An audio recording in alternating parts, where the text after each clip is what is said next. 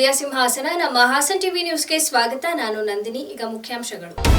ನಮ್ಮ ಭಾಷೆ ಉಳಿಸಿಕೊಂಡು ಬೇರೆ ಭಾಷೆ ಕಲಿಯಬಹುದು, ಸಾಹಿತಿ ಡಾಕ್ಟರ್ ಚಂದ್ರಶೇಖರ್ ಕಂಬಾರ. ಅಧಿಕಾರಿಗಳೇ ಜನರತ್ತ ಬರುವುದು ಜನಸ್ಪಂದನದ ಉದ್ದೇಶ, ಹಾಸನದಲ್ಲಿ ಶಾಸಕ ಸ್ವರೂಪ್ ಪ್ರಕಾಶ್. ಕೇಂದ್ರ ಗೃಹ ಸಚಿವ ಅಮಿತ್ ಶಾ ಅವರ ವಜಕ್ಕೆ ಆಗ್ರಹಿಸಿ ಜನವರಿ 8ರಂದು ಹಾಸನದಲ್ಲಿ ರಾಷ್ಟ್ರೀಯ ಹೆದ್ದಾರಿ ತಡೆ ಹೋರಾಟ, ಚೌಡಹಳ್ಳಿ ಜಗದೀಶ್ ಮಾಹಿತಿ. ಇತರೆ ಭಾಷೆ ಕಲಿತು ನಮ್ಮ ಭಾಷೆ ಬಿಡಬಾರದು. ನಮ್ಮ ಭಾಷೆ ಉಳಿಸಿಕೊಂಡು ಬೇರೆ ಭಾಷೆ ಕಲಿಯಬಹುದು. ಪ್ರತಿ ಜನ್ಮದಲ್ಲಿಯೂ ಕನ್ನಡದಲ್ಲಿ ಹುಟ್ಟಲು ಇಷ್ಟಪಡುತ್ತೇನೆ ಎಂಬುದಾಗಿ ಹಾಸನದಲ್ಲಿ ಜ್ಞಾನಪೀಠ ಪುರಸ್ಕೃತ ಸಾಹಿತಿ ಡಾಕ್ಟರ್ ಚಂದ್ರಶೇಖರ್ ಕಂಬಾರ್ ತಿಳಿಸಿದರು. ನಗರದ ಹಾಸನಾಂಬ ಕಲಾಕ್ಷೇತ್ರದಲ್ಲಿ ಕನ್ನಡ ಸಾಹಿತ್ಯ ಪರಿಷತ್ ಜಿಲ್ಲಾ ಘಟಕದಿಂದ ಸೋಮವಾರದಂದು ಹಮ್ಮಿಕೊಳ್ಳಲಾಗಿದ್ದ ಹಾಸನ ಸಾಹಿತ್ಯೋತ್ಸವ 2025 2 ದಿನದ ಕಾರ್ಯಕ್ರಮದ ಮೊದಲ ದಿನದಂದು ಅಧ್ಯಕ್ಷತೆ ವಹಿಸಿ ಮಾತನಾಡಿದ ಅವರು, ನಾವು ನಮ್ಮ ಕನ್ನಡವನ್ನು ಹೇಗೆ ಉಳಿಸಿಕೊಳ್ಳುವುದರ ಬಗ್ಗೆಗಿಂತ ಯಾವುದಾದರೂ ಭಾಷೆ ಸಂಪರ್ಕ ಬಂದರೆ ಆ ಭಾಷೆ ಕಲಿತು ನಮ್ಮ ಭಾಷೆ ಬಿಡ್ತೇವೆ. ಹಾಗಾಗಬಾರ್ದು. ನಮ್ಮ ಭಾಷೆ ಮೊದಲು ಉಳಿಸ್ಕೊಂಡು ಬೇರೆ ಭಾಷೆಯನ್ನು ಕಲಿಯಬಹುದು. ನಮ್ಮ ಸುತ್ತಮುತ್ತಲ ಭಾಷೆ ಅನೇಕ ಇದ್ದು ಆಂಧ್ರ ಭಾಷೆ ಕಲಿತು ಆಂಧ್ರದವರೇ ಆಗ್ಬಿಡ್ತೇವೆ, ಕೇರಳ ಭಾಷೆ ಕಲಿತು ಅವರೇ ಆಗ್ಬಿಡ್ತೇವೆ. ಹೀಗೆ ನಮ್ಮವರು ಅಲ್ಲಿಗೆ ಹೋಗೋದು ಬೇಡ. ಅವ್ರು ಬೇಕಾದರೆ ಬರಲಿ, ಹಾಗೆ ಬರ್ತಿದ್ದು ಕನ್ನಡಿಗರು ಆಗ್ತಿದ್ದಾರೆ. ನಮ್ಮ ಕನ್ನಡಿಗರ ಬಗೆಗೆ ಬಹಳ ಹೆಮ್ಮೆ ಅನಿಸುತ್ತೆ. ಹುಟ್ಟಿದ್ರೆ ಕನ್ನಡದಲ್ಲಿ ಹುಟ್ಟಬೇಕು ಅಂತ ಹೇಳಿದರು. ಹಿರಿಯ ಸಾಹಿತಿ ಡಾಕ್ಟರ್ ಹಂಪ ನಾಗರಾಜಯ್ಯ ಕಾರ್ಯಕ್ರಮವನ್ನು ಉದ್ಘಾಟಿಸಿ ಮಾತನಾಡಿದರು. ನಾವೆಲ್ಲ ಬರೆಯೋದು, ಬರವಣಿಗೆ ಮಾಡುವುದು ರಸಿಕರಿಗೋಸ್ಕರ. ಕಂಬಾರರ ಕುರಿತು ಕರ್ನಾಟಕದಲ್ಲಿ ಮಾತ್ರ ಅಲ್ಲ, ದೇಶದ ಎಲ್ಲೆಡೆ ಮಾತನಾಡ್ತಾರೆ. ಕರ್ನಾಟಕಕ್ಕೆ ಕೀರ್ತಿ ತಂದುಕೊಟ್ಟವರು ಕಂಬಾರರು. ಪೇಪರ್ ಓದುವವರು ಬೇರೆ, ಸಾಹಿತ್ಯ ಓದುವವರು ಸಹೃದಯವಂತರು. ಕವಿ ಹೃದಯಕ್ಕೆ ಸಮನಾದ ಹೃದಯವಂತರು ಅನೇಕರಿದ್ದಾರೆ ಅಂತ ಹೇಳಿದರು. ಸಾಹಿತ್ಯ ಕೆಲವು ವಿಶ್ವವಿದ್ಯಾಲಯಗಳು ಪಠ್ಯವಾಗಿದೆ, ವಿಶೇಷವಾಗಿ ಅಷ್ಟೇ ಅಲ್ಲ, ಗೌರವಾರ್ಹವಾಗಿವೆ. ಯಾರೂ ನಮ್ಮನ್ನು ಟೀಕೆ ಮಾಡೋದಿಲ್ಲ. ಬೇರೆ ದೇಶಗಳಲ್ಲಿ ನಮ್ಮಷ್ಟು ರೆಸ್ಪೆಕ್ಟು ಬೇರೆ ಪ್ರಾಂತ್ಯಗಳವ್ರಿಗೆ ಸಿಕ್ಕೋದಿಲ್ಲ ಅಂತಂದ್ರೆ ನನಗೆ ಹೆಮ್ಮೆ ಅಲ್ಲ, ಆದರೆ ಅವ್ರಿಗೂ ಸಿಗಲಿ ಅಂತ ಹಾರೈಸ್ತೇನೆ. ಇನ್ನು ಉಳಿದ ವಿಷಯ ಅಂತ ಹೇಳಿತಂದರೆ, ನಾವು ನಮ್ಮ ಕನ್ನಡವನ್ನು ಹೇಗೆ ಉಳಿಸ್ಬೇಕು ಅನ್ನೋದ್ರ ಬಗ್ಗೆ ನಾವೇನು ಮಾಡ್ತೀವಿ ಅಂತ ಹೇಳಿತಂದರೆ, ಸಾಮಾನ್ಯವಾಗಿ ಯಾವುದಾದ್ರೂ ಭಾಷೆಯ ಸಂಪರ್ಕ ಬಂದ ತಕ್ಷಣವೇ ಆ ಭಾಷೆಯನ್ನು ಕಲಿತು ನಮ್ಮ ಭಾಷೆಯನ್ನು ಬಿಡ್ತಾ ಹೋಗ್ತೇವೆ. ಹಂಗಾಗಬಾರ್ದು. ಹಂಗಾಗದೆ ನಮ್ಮ ಭಾಷೆಯನ್ನು ಉಳಿಸ್ಕೊಂಡು ಬೇರೆ ಭಾಷೆಯನ್ನು ಕಲಿಬೋದು. ಕಲಿತು ಈಗ ಉದಾಹರಣೆಗೆ ನಮ್ಮ ಸುತ್ತಮುತ್ತಲಿನ ಭಾಷೆಗಳಿದಾವಲ್ಲ, ಆಂಧ್ರದ ಭಾಷೆಯನ್ನು ಕಲಿತೀವಿ. ಕ್ಷೇತ್ರದ ಶಾಸಕ ಎಚ್.ಪಿ. ಸ್ವರೂಪ್ ಮಾತನಾಡಿ, ತಮ್ಮ ತಂದೆಯವರ ಕಾಲದಿಂದ ಸಾಹಿತ್ಯದ ಬಗ್ಗೆ ವಿಶೇಷ ಪ್ರೀತಿಯ ಆಸಕ್ತಿಯನ್ನು ತಮ್ಮ ಕುಟುಂಬ ಹೊಂದಿದೆ. ಜ್ಞಾನಪೀಠ ಪುರಸ್ಕೃತರಾದ ಚಂದ್ರಶೇಖರ್ ಕಂಬಾರರವರ ಬಗ್ಗೆ ಬಾಲ್ಯದಿಂದಲೇ ನಮ್ಮ ತಂದೆಯವರು ಸಾಕಷ್ಟು ವಿಚಾರಗಳನ್ನು ತಿಳಿಸಿದ್ದಾರೆ. ಕನ್ನಡ ಸಾಹಿತ್ಯ ಲೋಕಕ್ಕೆ ಅವರ ಕೊಡುಗೆ ಅಪಾರವಾಗಿದೆ. ಹಾಸನ ಜಿಲ್ಲೆಯಲ್ಲಿ ಇಂತಹ ಕಾರ್ಯಕ್ರಮ ನಡೆಯುತ್ತಿರುವುದು ನಮ್ಮ ಹೆಮ್ಮೆ. ಇಂತಹ ಕಾರ್ಯಕ್ರಮಗಳಿಗೆ ಜಾತ್ಯತೀತವಾಗಿ, ಪಕ್ಷಾತೀತವಾಗಿ ಜಿಲ್ಲೆಯ ಮೂಲೆ ಮೂಲೆಗಳಿಂದ ಜನರು ಆಗಮಿಸಿ ಕಾರ್ಯಕ್ರಮ ಯಶಸ್ವಿಗೊಳಿಸಬೇಕು ಅಂತ ವಿಶ್ವಾಸ ವ್ಯಕ್ತಪಡಿಸಿದರು. ನಮ್ಮೆಲ್ಲರನ್ನು ಲೇಖಕರಿರ್ಬೋದು ಅಥವಾ ಎದುರುಗಡೆ ಕೂತಿರೋ ಎಲ್ಲ ನಮ್ಮ ಹಿರಿಯ ಸಾಹಿತಿಗಳು ಅದು ಹಾಸನ ಜಿಲ್ಲೆಗೆ ಬಂದು ನಮ್ಮ ಕನ್ನಡದ ಬಗ್ಗೆ, ನಮ್ಮ ಸಾಹಿತ್ಯದ ಬಗ್ಗೆ ತಾವೆಲ್ಲ ವಿಶೇಷವಾಗಿ ಎಲ್ಲ ನಮ್ಮ ಒಂದು ಗೋಷ್ಠಿ, ಒಂದು ಕವಿಗೋಷ್ಠಿ, ಮತ್ತೊಂದು ಎಲ್ಲ ಕಾರ್ಯಕ್ರಮಗಳನ್ನ ಮಾಡೋಕ್ಕೆ ಬಂದಿದ್ದೀರಿ. ಇದೇನು ನಮ್ಮ ಹಾಸನ ಜಿಲ್ಲೆಗೆ ನಮ್ಮೆಲ್ಲರೂ ಸೌಭಾಗ್ಯ. ಅದು ಕೂಡ ವಿಶೇಷ ಒಬ್ಬ ಶಾಸಕನಾಗಿ ಇಂಥ ಒಂದು ಮಹತ್ವವಾದ ಒಂದು ಕಾರ್ಯಕ್ರಮಕ್ಕೆ ನಾನು ಕೂಡ ಅತಿಥಿಯಾಗಿ ಬಂದಿರೋದು ನನಗೂ ಕೂಡ ಸೌಭಾಗ್ಯ ಅಂತ ನಾನು ಭಾವಿಸ್ತಾ, ಚಂದ್ರಶೇಖರ್ ಕಂಬಾರವರು ಕೂಡ ನಮ್ಮ ತಂದೆಗೆ ಭಾಳ ಆತ್ಮೀಯರಾಗಿದ್ದವರು. ನಮ್ಮ ಕುಟುಂಬ ಅವರು ಒಂದು ಅಮೇರಿಕ ಪ್ರವಾಸದಲ್ಲಿ ಒಂದು 8 ವರ್ಷದಿಂದ ಅವರು ಕೂಡ ನಮ್ಮ ತಂದೆಯವ್ರ ಜೊತೆ, ನಮ್ಮ ತಾಯಿಯವ್ರ ಜೊತೆ ಹೋಗಿದ್ದ ಸಂದರ್ಭದಲ್ಲಿ ನಮ್ಮ ತಂದೆ ಭಾಳಷ್ಟು ವಿಚಾರಗಳನ್ನ ಚಂದ್ರಶೇಖರ್ ಕಂಬಾರವ್ರ ಬಗ್ಗೆ ಹೇಳ್ತಾ ಇದ್ರು. ಜಿಲ್ಲಾಧಿಕಾರಿ ಸಿ ಸತ್ಯಭಾಮ ಮಾತನಾಡಿ, ಕನ್ನಡದ ಕೀರ್ತಿ ಪತಾಕೆಯನ್ನು ದೇಶ ವಿದೇಶಗಳಿಗೆ ಪಸರಿಸಿದ ಕೀರ್ತಿ ಚಂದ್ರಶೇಖರ್ ಕಂಬಾರ್ ಅವರಿಗೆ ಸಲ್ಲುತ್ತೆ. ಅವರು ಹಾಸನಕ್ಕೆ ಬಂದು ಕಾರ್ಯಕ್ರಮದಲ್ಲಿ ಪಾಲ್ಗೊಂಡಿರುವುದು ಕಾರ್ಯಕ್ರಮದ ಘನತೆಯನ್ನು ಹೆಚ್ಚಿಸಿದೆ. ಹಾಸನಾಂಬ ಕಲಾಕ್ಷೇತ್ರ ಸಾಹಿತ್ಯಾಸಕ್ತರಿಂದ ತುಂಬಿ ತುಳುಕುತ್ತಿರುವುದು ಸಾಹಿತ್ಯ ಕ್ಷೇತ್ರಕ್ಕೆ ಇಂದಿಗೂ ಎಷ್ಟು ಪ್ರಾಮುಖ್ಯತೆ ಇದೆ ಎಂಬುದಕ್ಕೆ ಹಿಡಿದ ಕೈಗನ್ನಡಿಯಾಗಿದೆ. ನಾವು ಶಾಲಾ ಕಾಲೇಜು ಹಂತದಲ್ಲಿರುವಾಗ ಅವರ ಸಾಹಿತ್ಯವನ್ನು ಕಲಿತು ಇಂದು ಅವರ ಜೊತೆಗೆ ವೇದಿಕೆ ಹಂಚಿಕೊಂಡಿರುವುದು ಹೆಮ್ಮೆಯ ವಿಚಾರವಾಗಿದೆ ಅಂತ ಕರೆ ನೀಡಿದರು. ಬಹಳಿಲ್ಲ, ಬಲ್ಲಿದರಿದ್ದು ಬಲವಿಲ್ಲ, ಸಾಹಿತ್ಯ ಎಲ್ಲರಿಗಲ್ಲ ಸರ್ವಜ್ಞ. ಸರಿ ಅಲ್ವಾ? ಸಾಹಿತ್ಯ ಎಲ್ಲರಿಗೂ ಬೇಕು. ಸಾಹಿತ್ಯವೇ ಒಂದು ಔಷಧ. ನಮ್ಮ ಲಕ್ಷ್ಮಣ್ ರಾಯರದಾಗಲಿ, ದುಂಡಿ ರಾಜ್ಯದವ್ರದ ಆಗಲಿ, ಇವನ್ನೆಲ್ಲ ಓದ್ತಾ ಇದ್ರೆ ಬರೀ ಒಂದು ಹಾಳು ಜೀವನ. ಬೆಳಿಗ್ಗೆ ಇದ್ದರೆ ಆ ಕ್ರೈಮು, ಈ ಕ್ರೈಮು, ಅದು ಇದು ಅಂತಂದ್ಬಿಟ್ಟು ಪೇಪರಲ್ಲಿ ಸಿಗುತ್ತೆ. ಸ್ವಲ್ಪ ಅವ್ರದ್ದು ಏನಾದರೂ ನೋಡಿದ್ರೆ ಎಷ್ಟೊಂದು ನಮ್ಮಲ್ಲಿ ನಗೆ ಸಿಂಚನ ಮೂಡುತ್ತೆ ಅಂತಂದರೆ ಇದಕ್ಕೆ ಕಾರಣರಾದ ತಾವೆಲ್ಲರೂ. ಅಂದರೆ ಏನೇನು ಈಗ ನವೋದಯ ಸಾಹಿತ್ಯ, ನವ್ಯ ಆಗಿರ್ಬೋದು, ಎಲ್ಲ ಬಹಳ ಅದ್ಭುತವಾಗಿದೆ. ಇದೇ ವೇಳೆ ಜಿಲ್ಲಾ ಕನ್ನಡ ಸಾಹಿತ್ಯ ಪರಿಷತ್ ಅಧ್ಯಕ್ಷ HL Mallesh Gowda, MCE college ಅಧ್ಯಕ್ಷ ಅಶೋಕ್ ಹಾರನಹಳ್ಳಿ, ನಗರಸಭೆ ಅಧ್ಯಕ್ಷ ಎಂ ಚಂದ್ರೇಗೌಡ, ಸಾಹಿತಿ ಚಂದ್ರಶೇಖರ್ ಕಂಬಾರ, ಸಾಹಿತಿ ನಾಡೋಜ ಹಂಪ ನಾಗರಾಜಯ್ಯ, ರಾಜ್ಯ ಪರಿಷತ್ ಕೋಶಾಧ್ಯಕ್ಷ ಪಟೇಲ್ ಪಾಂಡು, ಸಂಚಾಲಕ BR ಲಕ್ಷ್ಮಣರಾವ್, ಹಿರಿಯ ಪತ್ರಕರ್ತ ಗಿರೀಶ್ ರಾವ್ ಹತ್ತಾರ್ ಜೋಗಿ, ಕನ್ನಡ ಸಾಹಿತ್ಯ ಪರಿಷತ್ ಮಾಜಿ ಅಧ್ಯಕ್ಷ HB ಮದನ್ ಗೌಡ, ರಾಜ್ಯ ಒಕ್ಕಲಿಗರ ಸಂಘದ ನಿರ್ದೇಶಕ ರಘುಗೌಡ ಇತರರು ಉಪಸ್ಥಿತರಿದ್ದರು.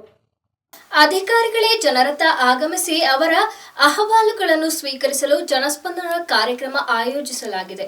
ಜನರ ಸಣ್ಣ ಸಣ್ಣ ಸಮಸ್ಯೆಗಳಿಗೂ ಇಲ್ಲಿ ಪರಿಹಾರ ಸಿಗಲಿದೆ ಎಂದು ಹಾಸನ ಕ್ಷೇತ್ರದ ಶಾಸಕ ಸ್ವರೂಪ್ ಪ್ರಕಾಶ್ ಹೇಳಿದರು. ತಾಲೂಕಿನ ಸಾಲಗಾಮಿಯಲ್ಲಿ ಸೋಮವಾರದಂದು ಬೆಳಗ್ಗೆ ಹಮ್ಮಿಕೊಳ್ಳಲಾಗಿದ್ದ ಶಾಸಕರ ನಡೆ ಜನರ ಕಡೆ ಎಂಬ ಘೋಷವಾಕ್ಯದ ಅಡಿಯಲ್ಲಿ ನಡೆದ ಜನಸ್ಪಂದನ ಕಾರ್ಯಕ್ರಮ ಉದ್ಘಾಟಿಸಿ ಮಾತನಾಡಿದ ಅವರು, ರೈತ ಹಾಗೂ ಸೈನಿಕರು ಈ ದೇಶದ ಬೆನ್ನೆಲುಬು. ಅವರ ಯಾವುದೇ ರೀತಿಯ ಸಮಸ್ಯೆಗಳಿಗೆ ಸ್ಪಂದಿಸುವುದು ಎಲ್ಲರ ಕರ್ತವ್ಯವಾಗಿದೆ.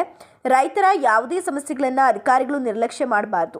ಹಾಸನ ನಗರ ಪಾಲಿಕೆಯಾಗಿ ಘೋಷಣೆಯಾದ ಬಳಿಕ ತಾಲೂಕಿನ 50% ಹಳ್ಳಿಗಳು ನಗರ ಪಾಲಿಕೆಗೆ ಒಳಪಡುವುದರಿಂದ ಅನೇಕ ಸಮಸ್ಯೆಗಳು ಎದುರಾಗಿವೆ. ಕೃಷಿ, ತೋಟಗಾರಿಕೆ, ಕಂದಾಯ ಇಲಾಖೆ ಸೇರಿದಂತೆ ವಿವಿಧ ಇಲಾಖೆಗಳಲ್ಲಿನ ರೈತರ ಸಮಸ್ಯೆಗೆ ಪರಿಹಾರ ಕಲ್ಪಿಸುವ ಸಲುವಾಗಿ ಈ ಕಾರ್ಯಕ್ರಮ ಆಯೋಜಿಸಲಾಗಿದ್ದು, ಪ್ರತಿಯೊಬ್ಬರ ಸಮಸ್ಯೆ ಆಲಿಸಿ ಅದಕ್ಕೆ ಪರಿಹಾರ ಮಾರ್ಗೋಪಾಯ ಸೂಚಿಸಲಾಗುವುದು. ಎಲ್ಲ ಇಲಾಖೆಯ ಅಧಿಕಾರಿಗಳ ಸಮ್ಮುಖದಲ್ಲಿ ಇಲ್ಲಿಯೇ ಪರಿಹಾರ ಕಲ್ಪಿಸುವುದು ನಮ್ಮ ಉದ್ದೇಶವಾಗಿದೆ ಅಂತ ಹೇಳಿದರು. ನಮ್ಮ ಹಾಸನ ತಾಲೂಕು, ಹಾಸನ ವಿಧಾನಸಭಾ ಕ್ಷೇತ್ರಕ್ಕೆ ಸಂಬಂಧಪಟ್ಟಂಗೆ ಇವತ್ತು ಬಹುತೇಕ 50% ಭಾಗ ನಮಗೆ ನಗರಕ್ಕೆ ಸೇರುತ್ತೆ, 50% ಭಾಗ ನಮಗೆ ರೈತರು. ಹಾಗಾಗಿ ಏನು ಜಮೀನು ನಮ್ಮ ಏನು ಸಾಲಗಾಮಿ ಮತ್ತು ಕಂದಿ ಪಂಚಾಯತಿ ಕಸ್ಬಾ ಈ 2 ಪಂಚಾಯತಿ ಇವತ್ತು ಬಹುತೇಕವಾಗಿ ಲೇಔಟ್ಗಳು ಮಾಡೋದ್ರಿಂದ ಸಂಪೂರ್ಣವಾಗಿ ರೈತಾಪಿ ವರ್ಗದವರು ಇವತ್ತು ನಮ್ಮ ಕ್ಷೀಣಿಸ್ತಾ ಬರ್ತಾರೆ ನಮ್ಮ ಹಾಸನ ವಿಧಾನಸಭಾ ಕ್ಷೇತ್ರದಲ್ಲಿ. ಹಾಗಾಗಿ ಏನು ಕಸ್ಬಾ ಮತ್ತು ಸಾಲಗಾಮಿ ಭಾಗದಲ್ಲಿರೋಂಥ ರೈತರುಗಳಿಗೆ ನಾವೆಲ್ಲ ಸಹಕಾರನ ಮಾಡಬೇಕು. ನಮ್ಮ ರೈತಾಪಿ ವರ್ಗದವರು ಇವತ್ತು ಏನು ಎಲ್ಲ ಬೆಂಗಳೂರಿಗೆ ಯುವಕರು ಎಲ್ಲ ಹೋಗ್ತಾ ಇದ್ದಾರೆ ಕೆಲಸಕ್ಕೆ, ಮತ್ತೊಂದು ವ್ಯವಹಾರಕ್ಕೆ ಅಂತ. ಹಾಗಾಗಿ ಏನೋ ಒಂದು ಕಡೆ ರೈತಾಪಿ ವರ್ಗನ ಉಳಿಸ್ಕೋಬೇಕು. ಯಾಕಂದರೆ ರೈತರು ಇವತ್ತು ನಮ್ಮ ದೇಶದ ಬೆನ್ನೆಲುಬು. ಇವತ್ತು ರೈತರು ಮತ್ತು ಯೋಧರು ನಮ್ಮ ದೇಶದ. ಈ ಸಂದರ್ಭದಲ್ಲಿ ಹಾಸನ ತಾಲೂಕು ತಹಶೀಲ್ದಾರ್ ಮೇಘನಾ, ಗ್ರಾಮ ಪಂಚಾಯಿತಿ ಅಧ್ಯಕ್ಷರಾದ ರುಕ್ಮಿಣಿ, ತಾಲೂಕು ಪಂಚಾಯಿತಿ ಮುಖ್ಯ ಕಾರ್ಯನಿರ್ವಾಹಕ ಅಧಿಕಾರಿ ಗಿರೀಶ್, ಭೂ ದಾಖಲೆಗಳ ಸಹಾಯಕ ನಿರ್ದೇಶಕರು ಸಂಶುದ್ದೀನ್ ಹಾಗೂ ವಿವಿಧ ತಾಲೂಕು ಮಟ್ಟದ ಅಧಿಕಾರಿಗಳು ಹಾಗೂ ಸಿಬ್ಬಂದಿಗಳು ಉಪಸ್ಥಿತರಿದ್ದರು. ಕೇಂದ್ರ ಗೃಹ ಸಚಿವ ಅಮಿತ್ ಶಾ ಅವರನ್ನು ಬಂಧಿಸುವಂತೆ ಆಗ್ರಹಿಸಿ ಜನವರಿ 8ರಂದು ಹಾಸನದಲ್ಲಿ ರಾಷ್ಟ್ರೀಯ ಹೆದ್ದಾರಿ ತಡೆದು ಬೃಹತ್ ಹೋರಾಟ ಮಾಡಲಾಗುವುದು ಎಂದು ಡಿಎಸ್ಎಸ್ ಅಹಿಂದ ಚಳುವಳಿಯ ರಾಜ್ಯ ಜಂಟಿ ಕಾರ್ಯದರ್ಶಿ ಚೌಡಹಳ್ಳಿ ಜಗದೀಶ್ ತಿಳಿಸಿದರು. ಪತ್ರಿಕಾಗೋಷ್ಠಿಯಲ್ಲಿ ಸೋಮವಾರ ಡಿಎಸ್ಎಸ್ ಅಹಿಂದ ಚಳುವಳಿಯ ರಾಜ್ಯ ಜಂಟಿ ಕಾರ್ಯದರ್ಶಿ ಚೌಡಹಳ್ಳಿ ಜಗದೀಶ್ ಮತ್ತು ಜೈಭೀಮ್ ಬ್ರಿಗೇಡ್ ಸಂಘಟನೆ ಜಿಲ್ಲಾಧ್ಯಕ್ಷ ರಾಜೇಶ್ ಮಾತನಾಡಿ, ಸಂವಿಧಾನ ಶಿಲ್ಪಿ ಡಾಕ್ಟರ್ BR ಅಂಬೇಡ್ಕರ್ ಕುರಿತು ಕೇಂದ್ರ ಗೃಹ ಸಚಿವ ಅಮಿತ್ ಶಾ ಆಡಿರುವ ಅಪಮಾನಕರ ಮಾತುಗಳು ಅತ್ಯಂತ ಖಂಡನೀಯವಾದುದು. ಈ ಮಾತುಗಳು ಅಮಿತ್ ಶಾ ಅವರ ಮನುವಾದಿ ಮನಸ್ಥಿತಿಯನ್ನ ಎತ್ತಿ ತೋರಿಸುತ್ತೆ ಹಾಗೂ ಅವರು ಹಿಂದೆಯೂ ಈಗಲೂ ಮುಂದೆಯೂ ಬಾಬಾ ಸಾಹೇಬ್ರನ್ನ ಒಪ್ಪಿಕೊಳ್ಳುವುದಿಲ್ಲ ಎಂಬುದು ಸಾಬೀತಾಗುತ್ತೆ. ಇಂತಹ ಮನುವಾದಿ ಮನಸ್ಥಿತಿಯ ಅಮಿತ್ ಶಾ ಭಾರತದ ಗೃಹ ಸಚಿವರಾಗಿ ಮುಂದುವರಿದರೆ ಡಾಕ್ಟರ್ ಅಂಬೇಡ್ಕರ್ ಅವರ ವ್ಯಕ್ತಿತ್ವ ಮತ್ತು ಅವರ ಆಶಯಗಳಿಗೆ ವಿರುದ್ಧವಾಗುತ್ತೆ. ಹಾಗೆ ಭಾರತದ ಸಂವಿಧಾನದ ಮೂಲ ತತ್ವಗಳಿಗೆ ಧಕ್ಕೆ ಆಗುತ್ತೆ ಅಂತ ತಿಳಿಸಿದರು. ಲೀಡರ್ಗಳು ಸೇರ್ಕೊಂಡು ಎಲ್ಲ ಅಧ್ಯಕ್ಷರುಗಳೆಲ್ಲ ಸೇರ್ಕೊಂಡು ಏನು ನಾವು 8ನೇ ತಾರೀಕು ರಾಷ್ಟ್ರೀಯ ಹೆದ್ದಾರಿ ತಡೆ ಕಾರ್ಯಕ್ರಮವನ್ನು ಹಮ್ಮಿಕೊಂಡಿದ್ದೀವಿ. ಹಾಗಾಗಿ ನಮ್ಮ ಈ ಕಾರ್ಯಕ್ರಮಕ್ಕೆ ನಮ್ಮ ಹಾಸನ ನಗರ ಮತ್ತೆ ಗ್ರಾಮಾಂತರ ವಲಯದಿಂದ ಸುಮಾರು 500ರಿಂದ 600 ಕಾರ್ಯಕರ್ತರನ್ನ ಕರೆತರ್ತೀವಿ. ನಂತರ ಎಲ್ಲ ತಾಲೂಕುಗಳಿಂದ ನಮ್ಮ ಅಂಬೇಡ್ಕರ್ ಅನುಯಾಯಿಗಳು ಮತ್ತೆ ಎಲ್ಲ ದಸಂಸ ಒಡನಾಡಿಗಳು, ಮುಖಂಡರುಗಳು ಎಲ್ಲರೂ ಕೂಡ ಪಾಲ್ಗೊಳ್ತೀವಿ. ಪಾಲ್ಗೊಂಡು ಏನು ಅಮಿತ್ ಶಾ ವಿರುದ್ಧ ನಾವಿವಾಗ ಅಮಿತ್ ಶಾ ಅವರು ಈ ಪತ್ರಿಕಾಗೋಷ್ಠಿಯಲ್ಲಿ ಜೈ ಭೀಮ್ ಬ್ರಿಗೇಡ್ ಸಂಘಟನೆ ಜಿಲ್ಲಾಧ್ಯಕ್ಷ ರಾಜೇಶ್ ಚಂದ್ರಗುಪ್ತ ಮೌರ್ಯ, ಸಂಘಟನಾ ಜಿಲ್ಲಾಧ್ಯಕ್ಷ ಹರೀಶ್ ಉಳುವಾರೆ, ಕೆವೈ ಜಗದೀಶ್, ವಾಲ್ಮೀಕಿ ಸಮಾಜದ ಜಿಲ್ಲಾಧ್ಯಕ್ಷ ಶಿವಪ್ಪ ನಾಯಕ, ರಮೇಶ್, ದೇವರಾಜು ಹೊಂಗೆರೆ ಇತರರು ಉಪಸ್ಥಿತರಿದ್ದರು.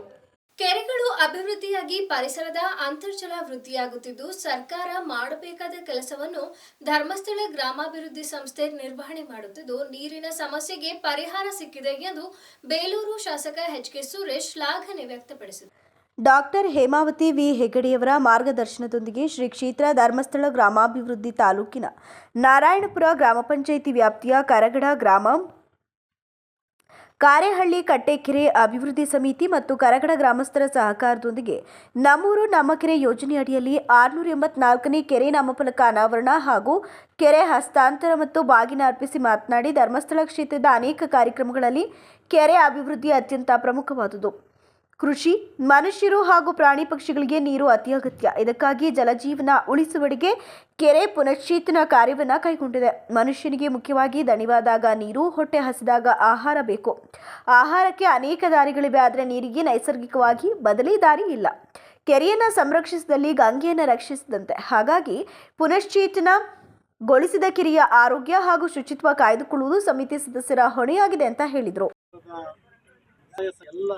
ಪದಾಧಿಕಾರಿಗಳು, ವಿಶೇಷ ಗ್ರಾಮ ಪಂಚಾಯಿತಿ ಅಧ್ಯಕ್ಷರು ಹಣವನ್ನು ವೆಚ್ಚವನ್ನು ಮಾಡಿ ರೈತರಿಗೆ ಇಲ್ಲಿರ್ತಕ್ಕಂಥ ಎಕರೆದಲ್ಲಿ ಫಲವಾದ ಮಣ್ಣನ್ನು ರೈತರಿಗೆ ಕೊಡುವುದರ ಮುಖಾಂತರ, ಅದರಲ್ಲಿ ಬೆಳೆಯನ್ನು ತುಂಬಿಸುವುದರ ಮುಖಾಂತರ, ಅಂದರೆ ಇಲ್ಲಿ ಒಂದು ಕೆಲಸದಲ್ಲಿ ಎರಡು ಅನುಕೂಲಗಳು.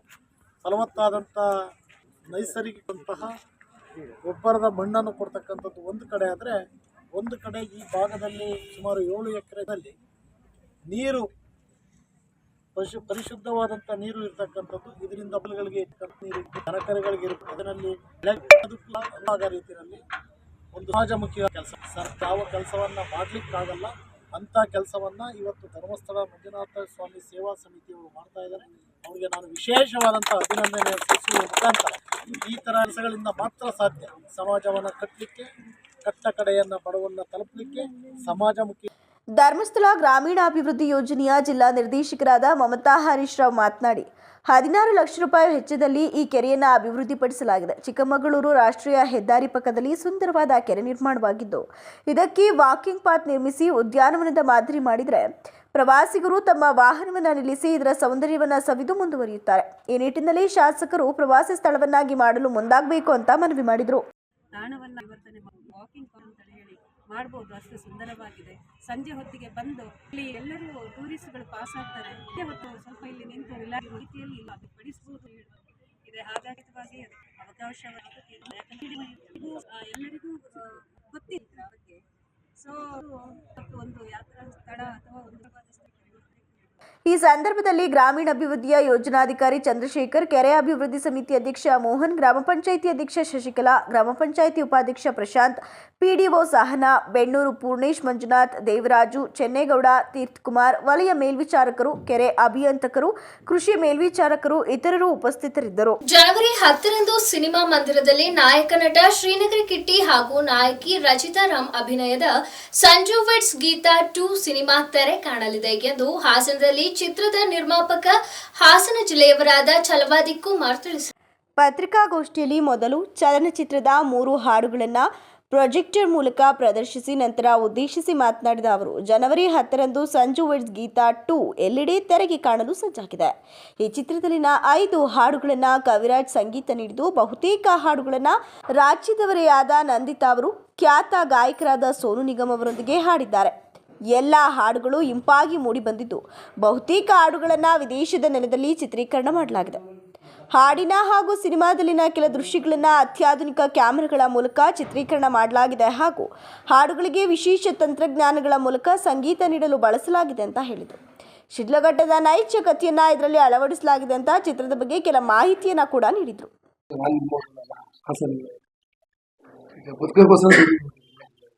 ನಂದೇ ಓನ್ ಪ್ರೊಡಕ್ಷನ್ ಸುಮಾರು 1 ವರ್ಷದಿಂದ ಫಿನಿಶ್ ಆಗಿ ರಿಲೀಸ್ ಆಗ್ತಾ ಇದೆ. ಒಂದು ಅದ್ಭುತವಾದ ಸ್ಟೋರಿ, ಒಂದು ಅದ್ಭುತ ಪ್ಲೇನ್ ಆಗುತ್ತೆ. ಏನು ಒಂದು ಪ್ರೇಕ್ಷಕರು ನನ್ನ ಇಂಜಿನಿಯರಿಂಗ್ ಬ್ಯಾಚ್ ಬಂತು, ಒಂದು ಶಿಡ್ಲಘಟ್ಟದ ಸ್ಟೋರಿ, ಒಂದು ಬಡ ರೈತಂದು ಶಿಡ್ಲಘಟ್ಟದಲ್ಲಿ ಏನು ರೇಷ್ಮೆ ಬೆಳೆಗಾರರಿಗೆ ಸಮಸ್ಯೆ ಆಗುತ್ತೆ, ಅಲ್ಲಿ ಹುಟ್ಟಂತ ಹೋಗಿದೆ. ಅಲ್ಲಿ ಬಂದು ಬೆಂಗಳೂರಿಗೆ ಬಂದು ಬೆಂಗಳೂರಲ್ಲಿ ರೋಡಲ್ಲಿ ಸೀರೆ ಮಾಡ್ತಿರುತ್ತೆ ಅಂತ ಬಂದು ಯಾವ ಲೆವೆಲ್ಗೆ ಬೆಳೀತಾರೆ. ಶಿಡ್ಲಘಟ್ಟದ ಅನ್ಯಾಯದಿಂದ ಹೋರಾಟ ಮಾಡಿ ಏನು ಸರ್ಕಾರ ಪ್ರತಿ ವರ್ಷ ಸಿಲ್ಕ್ ವ್ಯೂವರ್ಸ್ಗೆ ಸಿಲಿಕೋಸಿಸ್ ಲಂಗ್ಸ್ ಅಂತ ಒಂದು ಕ್ಯಾನ್ಸರ್ ಡಿಸೀಸ್ ಒಂದು 300 ಜನ ಸಾಯ್ತಾ ಇದ್ದಾರೆ. ಅದ್ರ ಸರ್ಕಾರದ ವಿರುದ್ಧ ಅದು ಹೋರಾಟ ಮಾಡಿ ಅವನು ಒಂದು ಬಹಳ ಒಂದು ದೊಡ್ಡ ಲೆವೆಲ್ಗೆ ಬಹಳ ಭಿಕ್ಷಾಟಾಗಿ ಬರ್ತಾನೆ. ಇದೊಂದು 7 ವರ್ಷದಿಂದ ಒಂದು 70-80 ವರ್ಷ ವಯಸ್ಸಾದ ವಿತ್ ಫ್ಯಾಮಿಲಿ. ಚಿತ್ರದ ನಾಯಕ ನಟ ಶ್ರೀನಗರ್ ಕಿಟ್ಟಿ ಮಾತನಾಡುತ್ತಾ ಸಂಜು ವೆಡ್ಸ್ ಗೀತಾ 2 ತೆರೆಗೆ ಸಿದ್ಧವಾಗಿದ್ದು, ಚಿತ್ರದಲ್ಲಿ ಪ್ರತಿ ಹಾಡಿಗೂ ಅದರದ್ದೇ ಆದ ಪ್ರಾಮುಖ್ಯತೆ ಇದೆ. 2025ರ ಮೊದಲ ಸಿನಿಮಾವಾಗಿ ನಾವು ತರ್ತಿದ್ದೇವೆ. ಭಟ್ರು ಒಂದು ಹಾಡು ಬಿಟ್ಟರೆ ಕವಿರಾಜು ಅವರದಿದೆ. ಒಂದು ಲವ್ ಸ್ಟೋರಿಯ ಅದರೊಂದಿಗೆ ಮುಖ್ಯವಾದ ವಿಷಯ ಇಟ್ಕೊಂಡು ಸಿನಿಮಾ ಮಾಡಿದ್ದೇವೆ. ಶ್ರೀಧರ್ ಬಹುಸುಂದರ ಹಾಡುಗಳನ್ನು ಮಾಡಿಕೊಟ್ಟಿದ್ದಾರೆ. ನಾನು ಒಬ್ಬ ರೇಷ್ಮೆ ಬೆಳೆಗಾರನಾಗಿ ಕಾಣಿಸಿಕೊಂಡಿದ್ದೇನೆ. ಸುಮಾರು 18 ಕೋಟಿ ಬಜೆಟ್ನಲ್ಲಿ ಚಿತ್ರ ನಿರ್ಮಾಣ ಮಾಡಲಾಗಿದ್ದು 72 ದಿನಗಳ ಚಿತ್ರೀಕರಣಗಳೊಂದಿಗೆ ಅದ್ಭುತವಾಗಿ ಚಿತ್ರ ಮೂಡಿ ಬಂದಿದೆ ಅಂತ ಹೇಳಿದರು. 2 ಗಂಟೆ 2 ನಿಮಿಷ 2 ಸೆಕೆಂಡ್ನ ಚಿತ್ರದಲ್ಲಿನ ಯಾವುದೇ ದೃಶ್ಯ ಹಾಗೂ ಸಂಭಾಷಣೆಯನ್ನು ಕತ್ತರಿಸದೆ ಸೆನ್ಸಾರ್ ಬೋರ್ಡ್ನಿಂದ UA ಸರ್ಟಿಫಿಕೇಟ್ ದೊರೆತಿದೆ ಅಂತ ಹೇಳಿದರು. ಅದನ್ನು ಹಾಡಿದ್ದು ಅವಾಗ ಕಂಪೋಸ್ ಮಾಡಿದ್ದು ಅಶ್ವಥ್ ಅವರು, ಹಾಡಿದ್ದು ರತ್ನಮಲ ಪ್ರಕಾಶ್ ಅವರು. ಈಗ ಶ್ರೀಧರ್ ವಿ ಸಂಭ್ರಮ್ ಇದಕ್ಕೆ ಬೇರೆ ಒಂದು ಹೊಸದಾಗಿ ಎಲ್ಲ ಆರ್ಕೆಸ್ಟ್ರಾ ಮಾಡಿದ್ದೀವಿ. ಹಾಡಿದ್ದು ನಂದಿತಾ ಅವರು. 2ನೇ ಹಾಡು ಸೋನು ನಿಗಮ್ ಮತ್ತೆ ನಮ್ಮ ಸಂಗೀತ ರವೀಂದ್ರ ಅಂತ ಹೊಸ ಹುಡುಗಿ. ಆ ಹುಡುಗಿ ನಿಮ್ಗೆ ಸೌಂಡ್ ಕೇಳಿಸ್ಕೊಳ್ಳೋಕೆ ಶ್ರೇಯಾ ಘೋಷಲ್ ಇರ್ಬೋದು ಅಂತ ಅನ್ಸಿರುತ್ತೆ ಎಲ್ರಿಗೂ. ಸಂಗೀತ ಅಂತ ಅಚ್ಚ ಕನ್ನಡದ ಹೆಣ್ಣುಮಗು. ಈ ಸಿನಿಮಾದಿಂದ ಶ್ರೀಧರ್ ಅವರೇ ಅವ್ರನ್ನ ಲಾಂಚ್ ಮಾಡಿದ್ದಾರೆ. 3ನೇ ಹಾಡುನು ಸೋನು ನಿಗಮ್ ಮತ್ತೆ ಸಂಗೀತ ಅವರೇ ಹಾಡಿರೋದು. ಹಾಡುಗಳಲ್ಲಿ ಎಲ್ಲಾ ಹಾಡುಗಳು ನಮ್ದು ಭಟ್ರ ಹಾಡನ್ನು ಬಿಟ್ರೆ 5 ಹಾಡುಗಳನ್ನ ಕವಿರಾಜೆ ಬರೆದಿದ್ದಾರೆ. ನಾಗಶೇಖರ್ ಅವ್ರದ್ದು ಕಾಂಬಿನೇಷನ್, ನಾಗಶೇಖರ್ ಮಾಡೋ ಎಲ್ಲಾ ಸಿನಿಮಾಗಳಲ್ಲೂ ಅವ್ರು ತಮಿಳು ತೆಲುಗು ಸಿನಿಮಾ ಬಿಟ್ರೆ ಎಲ್ಲಾ ಸಿನಿಮಾಗೂ ಕವಿರಾಜೆ ಸಾಹಿತ್ಯ ಬರ್ಕೊಳ್ಳೋದು. ಮತ್ತೆ ಕನ್ನಡದಲ್ಲಿ ಮಾಡಿರೋ ಎಲ್ಲಾ ಸಿನಿಮಾಗಳಿಗೂ ಸತ್ಯ ಹೆಗಡೆನೆ ಕ್ಯಾಮ್ರಾಮನ್. ನಮ್ಮ ಒನ್ನಲ್ಲೂ ನಂದು ಸತ್ಯ ಹೆಗಡೆದು ಕವಿಯವರು ಕಾಂಬಿನೇಷನ್ ಆಗಿ ಮುಂದುವರೆದಿತ್ತು. ಇಲ್ಲೂ ಅದು ಮುಂದುವರೆದಿದೆ. ಕತೆ ಬಗ್ಗೆ ಕುಮಾರ್ ಅವರು ಹೇಳೋದು ಒಂದು 10 ವರ್ಷದ ನಡೆಯುವಂತ ಇದು ಕತೆ. ಇದು 10 ವರ್ಷದಲ್ಲಿ ಒಬ್ಬರ ಬದುಕಲ್ಲಿ ಏನೇನೆಲ್ಲ ಆಗುತ್ತೆ, ಗುರಿ ಮತ್ತೆ ಕರೆಕ್ಟ್ ಆಗಿ. ಈ ಪತ್ರಿಕಾಗೋಷ್ಠಿಯಲ್ಲಿ ನಗರಸಭೆ ಮಾಜಿ ಸದಸ್ಯ HM ಸುರೇಶ್ ಕುಮಾರ್, ನಗರಸಭೆ ಸದಸ್ಯ ದಯಾನಂದ್, HM ರಕ್ಷಿತ್, ರುದ್ರೀಶ್, ಟ್ಯಾಟೋ ಮಂಜು ಇತರರು ಉಪಸ್ಥಿತರಿದ್ದರು.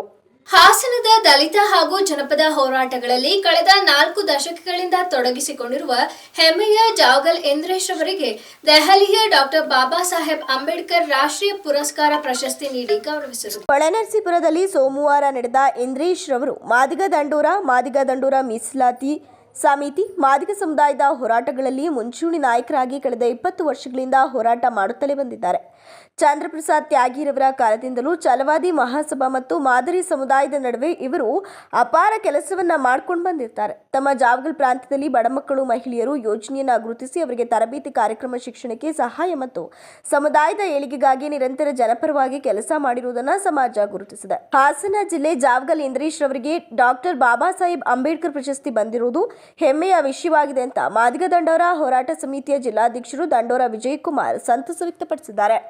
ಸಚಿವರಾದ ಪ್ರಿಯಾಂಕ ಖರ್ಗೆ ವಿರುದ್ಧ ಬಿಜೆಪಿ ನಾಯಕರು ಸುಳ್ಳು ಆಪಾದನೆ ಮಾಡುತ್ತಿರುವುದನ್ನು ಖಂಡಿಸಿ ಹಾಸನ ನಗರದ ಅಂಬೇಡ್ಕರ್ ಪ್ರತಿಮೆ ಮುಂದೆ ಕಾಂಗ್ರೆಸ್ ನಾಯಕರು ಬಿಜೆಪಿ ನಾಯಕರ ಭಾವಚಿತ್ರ ಸುಟ್ಟು ಹಾಕಿ ಪ್ರತಿಭಟಿಸಿ ಆಕ್ರೋಶವನ್ನ ವ್ಯಕ್ತಪಡಿಸಿದರು.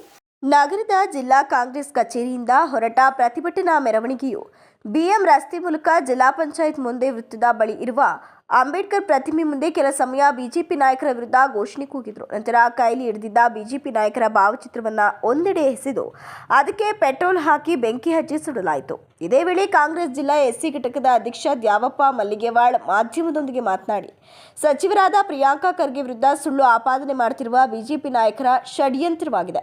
ಇತ್ತೀಚೆಗೆ ಬೀದರ್ನಲ್ಲಿ ನಡೆದ ಗುತ್ತಿಗೆದಾರನಾದ ಸಚಿನ್ ಪಾಂಚಾಳ್ ಎಂಬ ವ್ಯಕ್ತಿಯ ಆತ್ಮಹತ್ಯೆಯ ಪ್ರಕರಣಕ್ಕೆ ಸಂಬಂಧಿಸಿದಂತೆ ಬಿಜೆಪಿ ರಾಜ್ಯ ಅಧ್ಯಕ್ಷ BY ವಿಜಯೇಂದ್ರ ಮತ್ತು ವಿಧಾನ ಪರಿಷತ್ ವಿರೋಧ ಪಕ್ಷದ ನಾಯಕರಾದ ಛಲವಾದಿ ನಾರಾಯಣಸ್ವಾಮಿ ಹಾಗೂ ವಿಧಾನ ಪರಿಷತ್ ಸದಸ್ಯರುಗಳಾದ CT ರವಿಕುಮಾರ್ ಇನ್ನೂ ಹಲವಾರು ಬಿಜೆಪಿ ಮುಖಂಡರು ವಿನಾಕಾರಣ ರಾಜಕೀಯ ಲಾಭಕ್ಕಾಗಿ ಮನಬಂದಂತೆ ವರ್ತಿಸುತ್ತಿರುವುದು ಸಾರ್ವಜನಿಕವಾಗಿ ಖಂಡಿಸುತ್ತೇವೆ ಅಂತ ತಿಳಿಸಿದರು. ನಮ್ಮ ನಾಯಕರಾದಂತ ಭವಿಷ್ಯದ ಪ್ರತಿಭೆ ನಮ್ಮ ಪ್ರಿಯಾಂಕಾ ಖರ್ಗೆ ಅವರ ಮೇಲೆ ಬಿಜೆಪಿಯ ಹರಕುಬಾಯಿ ನಾಯಕರು CT ರವಿ ಅವರಾಗ್ಲಿ, ನಾರಾಯಣ ಸ್ವಾಮಿ ಅವರಾಗ್ಲಿ, MLC ರವಿಕುಮಾರ್ ಅವರಾಗ್ಲಿ, R ಅಶೋಕ್ ಅವರಾಗ್ಲಿ, ವಿಜೇಂದ್ರ ಅವರಾಗ್ಲಿ, ಚಡ್ಡಿ ನಾರಾಯಣ ಸ್ವಾಮಿ ಅವರಾಗ್ಲಿ, ಅಮಿತ್ ಶಾ ಅವರಾಗ್ಲಿ, ಇವರೆಲ್ಲ ನಮ್ಮ ಪ್ರತಿಭಾನ್ವಿತ ನಾಯಕರಾದ ಪ್ರಿಯಾಂಕ ಖರ್ಗೆ ಅವರ ಮೇಲೆ ಸುಮ್ಮನೆ ಸುಳ್ಳು ಆರೋಪಗಳನ್ನು ಮಾಡೋದ್ರ ಮೂಲಕ ಅವ್ರ ಮೇಲೆ ಸಚಿನ್ ಪಂಚನಾಳ ಅವರ ಆತ್ಮಹತ್ಯೆ ಕೇಸಲ್ಲಿ ನಮ್ಮ ನಾಯಕರನ್ನ ಎಳೆತರೋದು ಇದು ಒಳ್ಳೇದಲ್ಲ. ನಾವು ಕಾಂಗ್ರೆಸ್ಸಿಗರು ನಾವು ಬೀದಿಗಿಳಿದ್ರೆ ಬಿಜೆಪಿಗರ ಕತೆ ಏನಾಗುತ್ತೆ ಅನ್ನೋದು ಮುಂದೆ ಅವರು ನೋಡ್ಬೇಕಾಗ್ತದೆ. ಈ ಪ್ರತಿಭಟನೆಯಲ್ಲಿ ಅಖಿಲ ಕರ್ನಾಟಕ ಡಾಕ್ಟರ್ ಮಲ್ಲಿಕಾರ್ಜುನ ಖರ್ಗೆ ಅಭಿಮಾನಿಗಳ ಬಳಗ, ಜಿಲ್ಲಾಧ್ಯಕ್ಷ MK ಪರಮೇಶ್, ಕಾಂಗ್ರೆಸ್ ಜಿಲ್ಲಾ ಪ್ರಧಾನ ಕಾರ್ಯದರ್ಶಿ ಮಂಜುನಾಥ್ ಶರ್ಮಾ, HM ಪ್ರಕಾಶ್, ಮುಖಂಡರಾದ ರಾಮಚಂದ್ರ ಕಬಳಿ, ಕುಮಾರಸ್ವಾಮಿ, ರಘು ದಾಸರಕೊಪ್ಲು, ಚಲವನಹಳ್ಳಿ ಶೇಖರಪ್ಪ, ವೆಂಕಟರಾಮು, ಕರುಣಾಕರ್, ಅಶೋಕ್ ನಾಯಕರಹಳ್ಳಿ, ಸೀಗೂರು ನಾಗರಾಜು, ಬಾಲು, ಶಿವಕುಮಾರ್ ಇತರರು ಉಪಸ್ಥಿತರಿದ್ದರು.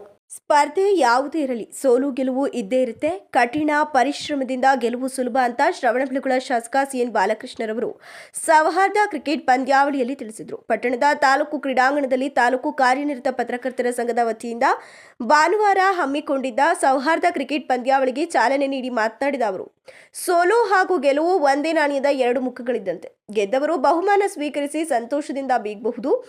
ಆದರೆ ಸೋತವರಿಗೆ ಸೋಲು ಎಂಬುದು ಉತ್ತಮ ಅನುಭವದ ಜೊತೆಗೆ 100 ಪಾಠ ಕಲಿಸುತ್ತೆ. ಕ್ರೀಡೆ ಎಂಬುದು ಮನರಂಜನೆ ಆಗಿರಬೇಕಷ್ಟೇ. ಗೆಲುವು ಹಾಗೂ ಸೋಲನ್ನ ಸಮಾನವಾಗಿ ಸ್ವೀಕರಿಸುವ ಮನೋಭಾವ ಬೆಳೆಸ್ಕೊಳ್ಬೇಕು.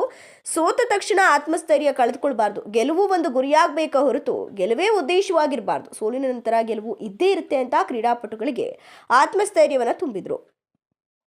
ಇದೇ ವೇಳೆ ವಿಧಾನ ಪರಿಷತ್ ಸದಸ್ಯ ಡಾಕ್ಟರ್ ಸೂರಜ್ ರೇವಣ್ಣ, ಮಾಜಿ MLC MA ಗೋಪಾಲಸ್ವಾಮಿ, ರಾಜ್ಯ ಕಾರ್ಯನಿರತ ಪತ್ರಕರ್ತರ ಸಂಘದ ರಾಜ್ಯಾಧ್ಯಕ್ಷ ಶಿವಾನಂದ ತಗಡೂರು, ತಹಶೀಲ್ದಾರ್ ನವೀನ್ ಕುಮಾರ್, ತಾಲೂಕು ಪಂಚಾಯಿತಿ ಕಾರ್ಯನಿರ್ವಹಣಾಧಿಕಾರಿ GR ಹರೀಶ್, ಪುರಸಭೆ ಮುಖ್ಯಾಧಿಕಾರಿ ಹೇಮಂತ್, ಕನ್ನಡ ಸಾಹಿತ್ಯ ಪರಿಷತ್ ತಾಲೂಕು ಅಧ್ಯಕ್ಷ HL ಲೋಕೇಶ್, ಹಾಸನ ಜಿಲ್ಲಾ ಪತ್ರಕರ್ತರ ಸಂಘದ ಅಧ್ಯಕ್ಷ ವೇಣುಕುಮಾರ್, ರಾಜ್ಯ ಕಾರ್ಯಕಾರಿಣಿ ಸದಸ್ಯ HB ಮದನ್ಗೌಡ, ಮಾಜಿ ಅಧ್ಯಕ್ಷ ರವಿ ನಾಕ್ಲಗೂಡು, ಹಾಸನ ಜಿಲ್ಲಾ ಕನ್ನಡ ಸಾಹಿತ್ಯ ಪರಿಷತ್ ಗೌರವ ಕಾರ್ಯದರ್ಶಿ BR ಬೊಮ್ಮೇಗೌಡ, ತಾಲೂಕು ಅಧ್ಯಕ್ಷ ಸಿದ್ದರಾಜ್, ಪ್ರಧಾನ ಕಾರ್ಯದರ್ಶಿ ನಟೇಶ್, ಉಪಾಧ್ಯಕ್ಷ ಚನ್ನೇಗೌಡ, ಖಜಾಂಚಿ ಪಾಂಡುರಂಗ, ಮಾಜಿ ಅಧ್ಯಕ್ಷ AM ಜಯರಾಮ್, ಮಾಜಿ ಕಾರ್ಯದರ್ಶಿ ದಯಾನಂದ್ ಶೆಟ್ಟಿಹಳ್ಳಿ, ಸಹ ಕಾರ್ಯದರ್ಶಿ ನಾಗೇಂದ್ರ, ನಿರ್ದೇಶಕರಾದ AL ನಾಗೇಶ್, ಹಿಕ್ರು ಚಂದ್ರು, ಆರ್ ಶ್ರೀನಿವಾಸ್, ಉಳ್ಳಾವಳ್ಳಿ, CV ಲೋಹಿತ್, ಸದಸ್ಯರಾದ ನಂದನ್, IK ಮಂಜುನಾಥ್, ಪ್ರದೀಪ್, ಮಂಜುನಾಥ್, ಗೋವಿಂದ್, ಎಲ್ಲ ಇಲಾಖೆಗಳ ಅಧಿಕಾರಿಗಳು ಮತ್ತು ಸಿಬ್ಬಂದಿ ವರ್ಗ ಇತರರು ಹಾಜರಿದ್ದರು.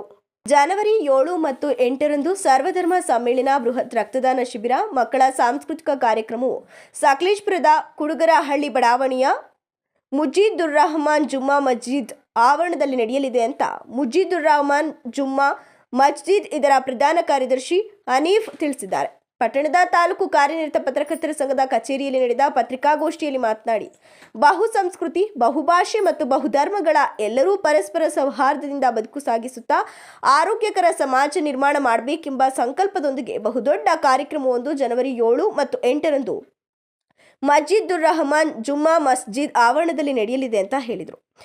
ಮಸ್ಜಿದುರ್ ರಹಮಾನ್ ಜುಮ್ಮಾ ಮಸ್ಜಿದ್ ಆಡಳಿತ ಸಮಿತಿಯ ಸದಸ್ಯ ಸುಲೈಮಾನ್ ಮಾತನಾಡಿ, ಮಸೀದಿಯ ಪರಿಸರದಲ್ಲಿ ಕೂಲಿ ಕಾರ್ಮಿಕರೇ ಹೆಚ್ಚಾಗಿ ವಾಸ ಮಾಡುತ್ತಿದ್ದು, ಇವರ ಆರೋಗ್ಯದ ದೃಷ್ಟಿಯಿಂದ ಜನವರಿ 9ರಂದು ಜನಪ್ರಿಯ ಆಸ್ಪತ್ರೆ, ಹಾಸನ ಜನಪ್ರಿಯ ರಕ್ತನಿಧಿ, ಹಾಸನ ಶಿವಪ್ರಸಾದ್ ಕಣ್ಣಿನ ಆಸ್ಪತ್ರೆ ಇವರ ಜಂಟಿ ಆಶ್ರಯದಲ್ಲಿ ಉಚಿತ ಆರೋಗ್ಯ ತಪಾಸಣೆ ಶಿಬಿರ, ಬೃಹತ್ ರಕ್ತದಾನ ಶಿಬಿರ ಮತ್ತು ಕಣ್ಣು ತಪಾಸಣಾ ಶಿಬಿರವನ್ನು ಹಮ್ಮಿಕೊಳ್ಳಲಾಗಿದೆ.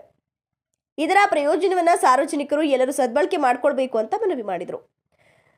ಮಸ್ಜಿದುರ್ ರಹಮಾನ್ ಜುಮ್ಮಾ ಮಸ್ಜಿದ್ ಆಡಳಿತ ಸಮಿತಿಯ ಅಧ್ಯಕ್ಷ ಉಮರ್ ಮಾತನಾಡಿ, ಜನವರಿ 7 ಮತ್ತು 8ರಂದು ನಡೆಯುವ ಈ ಸೌಹಾರ್ದ ಸಮಾವೇಶಕ್ಕೆ ಆದಿಚುಂಚನಗಿರಿ ಮಹಾಸಂಸ್ಥಾನದ ಶಂಭುನಾಥ ಮಹಾಸ್ವಾಮೀಜಿ, ಕ್ರೈಸ್ತ ಧರ್ಮ ಗುರು ಏಲಿಯಾಸ್ ಸಿಕ್ವೇರ, ಪಯ್ಯನ್ನೂರಿನ ಇಸ್ಮಾಯಿಲ್ ಅಲ್ ಹಾದಿ, ಮಾರನಹಳ್ಳಿ ತಂಕ್ರುಲ್ಲಾದ ಶಾಫಿ ನೈಮಿ, ವಿಧಾನಸಭೆಯ ಸಭಾಪತಿ UT ಖಾದರ್, ವಿಚಾರವಂತ ನಿಖಿಲ್ ರಾಜ್ ಮೌರ್ಯ ಸೇರಿದಂತೆ ಹಲವು ರಾಜ್ಯ ಕಂಡಂತಹ ಸಾಕ್ಷಿ ಪ್ರಜ್ಞೆಗಳು ಪಾಲ್ಗೊಳ್ತಾರೆ ಅಂತ ಹೇಳಿದರು. ಸಕಲೇಶಪುರ ತಾಲೂಕಿನ ಎಲ್ಲ ನನ್ನ ಜನಪ್ರತಿನಿಧಿಗಳು ಹಾಗೂ ಎಲ್ಲ ಸಾರ್ವಜನಿಕರಿಗೆ ವಂದನೆಗಳನ್ನು ಸಲ್ಲಿಸ್ತಾ, ಏನು ನಾವು ಇದೇ ಸಕಲೇಶಪುರ ಪಟ್ಟಣ ವ್ಯಾಪ್ತಿಯಲ್ಲಿರುವಂತಹ ಮಸ್ಜಿದುರ್ ರಹಮಾನ್ ಜುಮ್ಮಾ ಮಸೀದಿ ಆಡಳಿತ ವತಿಯಿಂದ ಕಳೆದ 17 ವರ್ಷಗಳಿಂದ ಸತತವಾಗಿ ಸ್ವಲಾತ್ ವಾರ್ಷಿಕೋತ್ಸವವನ್ನು ನಡೆಸ್ಕೊಂಡು ಬರ್ತಾ ಇದ್ದೀವಿ. ಇದರ ಜೊತೆಯಲ್ಲಿ ಸೌಹಾರ್ದ ವೇದಿಕೆ ಅನ್ನೋ ಒಂದು ಕಾರ್ಯಕ್ರಮವನ್ನು ಹಮ್ಮಿಕೊಂಡು ಬರ್ತಾ ಇದ್ದು, ಅದರ ಅಂಗವಾಗಿ ಈ ವರ್ಷ ನಾವು ಇದೇ ತಿಂಗಳ 7 ಮತ್ತು 8ನೇ ತಾರೀಕರಂದು ಮಸ್ಜಿದುರ್ ರಹಮಾನ್ ವತಿಯಿಂದ ಸ್ವಲಾತ್ ವಾರ್ಷಿಕೋತ್ಸವ ಮತ್ತು ಸೌಹಾರ್ದ ಕಾರ್ಯಕ್ರಮವನ್ನು ಹಮ್ಮಿಕೊಂಡಿದ್ದೀವಿ. ಈ ನಮ್ಮ ಊರಿನ ಒಂದು ವಿಶೇಷ ಏನು ಅಂತ ಹೇಳಿದ್ರೆ, ಪ್ರತಿ ವರ್ಷವೂ ನಾವು ಸೌಹಾರ್ದಯುತವಾಗಿ ಒಂದು ಸಣ್ಣ ಪುಟ್ಟ ಒಂದು ಕಾರ್ಯಕ್ರಮ ನಮ್ಮ ಊರಲ್ಲಿ ಎಲ್ಲ ಧರ್ಮದವರು ಸೇರಿ ಮಾಡ್ಕೊಂಡು ಬರ್ತಾ ಇದ್ದೀವಿ. ಅದರ ಅಂಗವಾಗಿ ವಿಶೇಷವಾಗಿ ನಮ್ಮ ಈದ್ ಮಿಲಾದ್ ಸಂದರ್ಭದಲ್ಲಿ ಆಗಿ, ರಂಜಾನ್ ಉಪವಾಸ ತಿಂಗಳಲ್ಲಾಗಲಿ, ನಮ್ಮ ಎಲ್ಲ ಹಿಂದೂ ಬಾಂಧವರುಗಳು ಉಪವಾಸ ಬಿಡಿಸೋ ಕಾರ್ಯಕ್ರಮ ಹಾಗೂ ಈದ್ ಮಿಲಾದ್ ಟೈಮಲ್ಲಿ ನಮಗೆ ಊರಲ್ಲಿ ಅಂದರೆ ಈಗ ನಮ್ಮ ಪುರಸಭಾ ವ್ಯಾಪ್ತಿಗೆ ಬರುತ್ತೆ ಅದು. ಈ ನಮ್ಮ ಟೌನಿಂದ ಒಂದು 2 ಕಿಲೋಮೀಟರ್ ದೂರದಲ್ಲಿದೆ, 22 ಮತ್ತು 23ನೇ ವಾರ್ಡು. ಇಲ್ಲಿ ನಾವು ಮೊದಲು 2 ವರ್ಷಕ್ಕೊಂದ್ಸಲ ನಮ್ಮದು ಸಲಾತ್ ವಾರ್ಷಿಕ ಅಂತ ಹೇಳ್ಬಿಟ್ಟು ಒಂದು ಆಚರಣೆ ಮಾಡ್ತಾಯಿದ್ದು. ಅದನ್ನು ಕಾರಣಾಂತರದಿಂದ ಈಗ ಒಂದು 5-6 ವರ್ಷದಿಂದ ಮಾಡಿರಲಿಲ್ಲ. ಅದನ್ನು ಈ ವರ್ಷ ಮಾಡಬೇಕು ಅಂತ ಹೇಳಿ ಮೊನ್ನೆ ಅಕ್ಟೋಬರಲ್ಲಿ ಒಂದು 2 ಡೇಟು ಫಿಕ್ಸ್ ಮಾಡಿದ್ದು. ಕಾರಣಾಂತರ ಮಳೆಯ ಅನಿವಾರ್ಯತೆಯಿಂದ ಅದನ್ನು ಮುಂದೂಡಬೇಕಾಗಿ ಬಂತು. ಇವಾಗ ಅದನ್ನು ನಾವು ಈ ತಿಂಗಳು ಜನವರಿ 7 ಮತ್ತು 8ರಂದು 2 ದಿವಸ ಹಮ್ಮಿಕೊಂಡಿದ್ದೇವೆ. ಅದರಲ್ಲಿ ಮೊದಲನೇ ದಿನ ನಾವು ನಮ್ಮ ಸ್ಥಳೀಯ ಮಕ್ಕಳಿಗೆ, ನಮ್ಮ ಮದ್ರಸಾ ಮಕ್ಕಳಿಗೆ ಟ್ಯಾಲೆಂಟ್ ಶೋ ಅಂದರೆ ಅವರ ಸಾಂಸ್ಕೃತಿಕ ಕಾರ್ಯಕ್ರಮವನ್ನು ಏರ್ಪಡಿಸಿದ್ದೇವೆ. ಅದರ ನಂತರ ಮತ್ತು ಬುರ್ದಾ ಮಜ್ಲಿಸ್ ಇರುತ್ತದೆ. ಅದರಲ್ಲಿ ನಮ್ಮ ಲೋಕಲ್ ಯಾರ್ಯಾರು ಗೆಸ್ಟ್ಗಳಿದ್ದಾರೆ ಎಲ್ಲ ಅಟೆಂಡ್ ಆಗ್ತಿದ್ದಾರೆ. 2ನೇ ದಿನದ ಕಾರ್ಯಕ್ರಮ ನಮಗೆ ಪ್ರಮುಖ ಕಾರ್ಯಕ್ರಮ. ಅದರಲ್ಲಿ ನಾವು ಎಲ್ಲ ಧರ್ಮದವ್ರನ್ನು ಒಟ್ಟುಗೂಡಿಸ್ಕೊಂಡು ಹೋಗ್ಬೇಕು ಅಂತ ಹೇಳ್ಬಿಟ್ಟು, ಮತ್ತು ನಮ್ಮ ಹುಡುಗರಲ್ಲಿ ಅನ್ನಿಸಿದಂತೆ ನಮ್ಮಲ್ಲಿ ಅಲ್ಲಿ ಏನು ಜಾತಿ ಭೇದ ಯಾವುದೂ ಇರೋದಿಲ್ಲ, ಎಲ್ಲರೂ ಸಹಬಾಳ್ವೆಯಿಂದ ಜೀವನ ನಡೆಸ್ತಾ ಇದ್ದೇವೆ. ಮತ್ತು ಅತಿ ಕಡುಬಡವರು ಅಲ್ಲಿ ಜಾಸ್ತಿ ವಾಸವಾಗಿದ್ದಾರೆ. ಅದಕ್ಕಾಗಿ ಅಲ್ಲಿ ಸರ್ವಧರ್ಮ ಸಮ್ಮೇಳನ ಅಂತ ಒಂದು ಕಾರ್ಯಕ್ರಮ ಹಮ್ಮಿಕೊಂಡಿದ್ದೇವೆ. ಅದ್ರ ಜೊತೆಗೆ ನಮ್ಮ ಧಾರ್ಮಿಕ ಕಾರ್ಯಕ್ರಮ ಬೇರೆ ಇದೆ. ಹಾಗಾಗಿ ಅದನ್ನು ನಾವು 8ನೇ ತಾರೀಕು ಸಂಜೆ 6:30ಕ್ಕೆ ಅದನ್ನ ನಾವು ಮಾಡ್ತಾ ಇದ್ದೇವೆ. ಈ ಪತ್ರಿಕಾಗೋಷ್ಠಿಯಲ್ಲಿ ಮಸ್ಜಿದುರ್